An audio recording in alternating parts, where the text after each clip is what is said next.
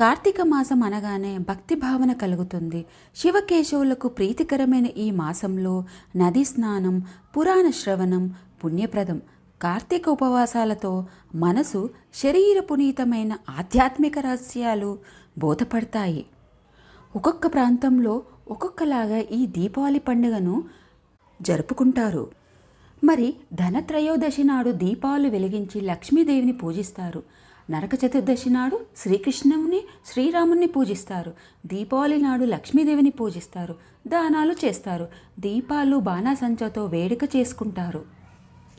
వామనుడు త్రివిక్రమమూర్తిగా ఎదిగి బలిచక్రవర్తిని అంధలోకానికి అణిచివేసి రోజు బలిపాడ్యమే.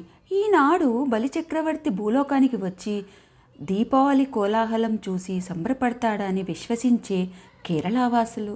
అందుకే ఎన్ని ప్రదేశాల్లో ఎలాగున్నా ఒక్క మాటలో చెప్పాలంటే చీకటిపై వెలుగు, చెడుపై మంచి సాధించిన విజయానికి ప్రతీకే దీపావళి. అజ్ఞానాన్ని నశింపజేసి జగతిని జాగృతం చేసే వెలుగుల పండుగది ఈ దీపావళి.